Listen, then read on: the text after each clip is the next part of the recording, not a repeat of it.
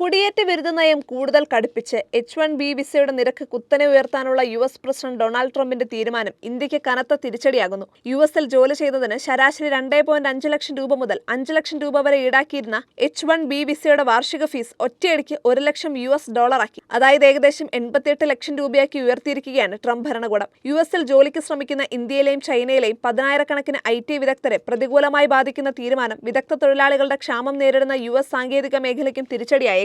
US-ൽ താൽക്കാലികമായി ജോലി ചെയ്യുന്നതിന് തൊഴിൽ വൈദഗ്ധ്യമുള്ള വിദേശികൾക്ക് അനുവദിക്കുന്നതാണ് H-1B വിസ.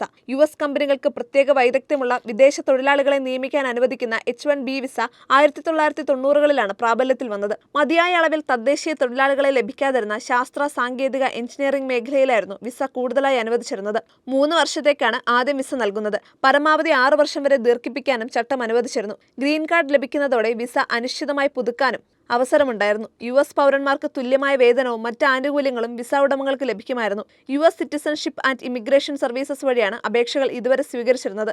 ഇതിലും ട്രംപ് ഭരണകൂടം മാറ്റങ്ങൾ കൊണ്ടുവരുമെന്നാണ് സൂചന. ഇതുവരെ ഓരോ വർഷവും 85,000 വിസകളാണ് അനുവദിച്ചിരുന്നത്.